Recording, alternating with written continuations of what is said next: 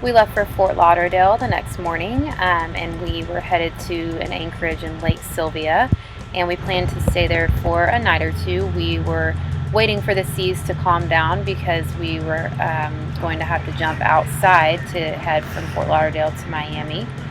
There's a bridge that is too short for us to clear with our mast, so we got settled in Lake Sylvia, and it was a really beautiful, very protected anchorage, so we really enjoyed the night or two that we were there.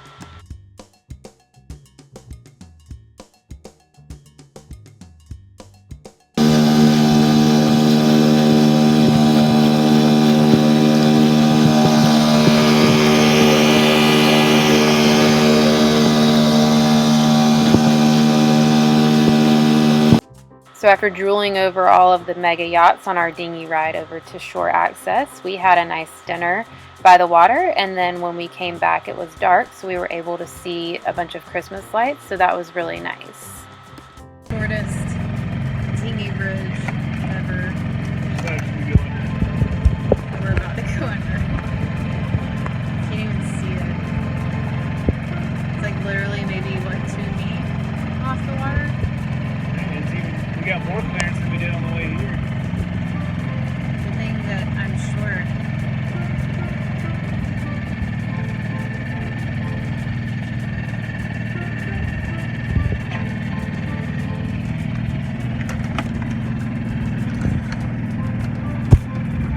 Yeah, this is how close we are to this bridge. It's a little crazy.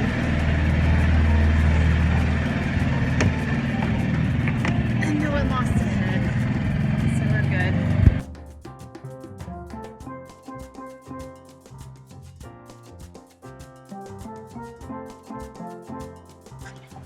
So the next morning we left for Miami from Fort Lauderdale, and we headed out the inlet.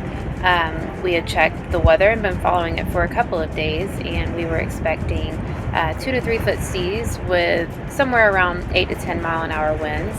And when we actually got out into the big water, it was completely different. The swells were pushing 10 and I would say probably even 12 feet at different points, which is something that neither of us have ever sailed in and did not expect. We were not prepared for that. Our halyard was wrapped around our mast steps, so we could not get our mainsail up, so we had no way to sturdy ourselves for a while. We finally got the jib out after a while, and that did help steady us a little bit, but it was a pretty scary ride, and we were really, really, really thankful to finally get into the Miami harbor. This is the aftermath of our sailing adventure. We lost the TV, everything fell off the counters. We lost our Christmas tree. Poor Tiki got seasick. I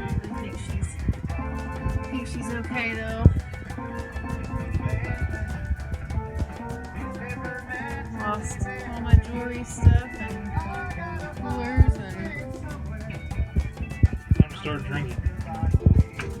everything. Just madness. Let's check the important stuff. Really good. Oh, all the important stuff still. The important stuff didn't break. That's good. Luckily, on the way in the Miami Inlet, we had caught free dinner, so that was the one really fun part of the day. Spanish mackerel. That was supposed to be good. I hope so. There's some beautiful fillets. Yeah. Free dinner. We deserve it after the shit we just went through. That's beautiful. Fisher Island in Miami.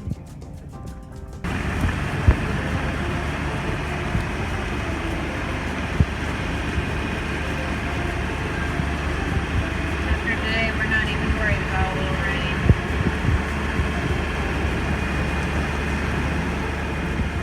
So after a long day, we finally got settled in at Key Biscayne and fell right to sleep. The The next morning we were greeted with one of the most gorgeous sunrises that I've ever seen, and we headed up north a little bit to the Miami Yacht Club, where we were going to meet up with a couple of friends and meet up with the owner of the boat to work on some projects. And we got the boat anchored and got settled and went around and just explored Miami and let Remy run around on a little beach nearby for a bit, which he really enjoyed. And we went to South Beach and walked around in the park and the running trails that they have down there.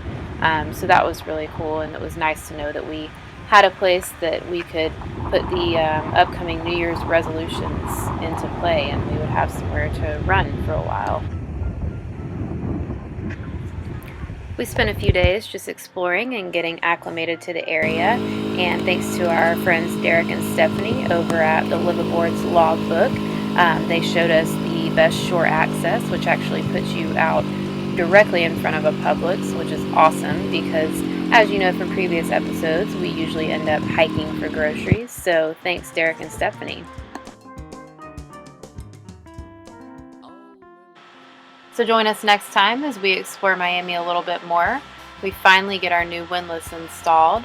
We head up to St. Augustine to see Cameron's sister's graduation, and we head home for the holidays. Dans le monde, c'est la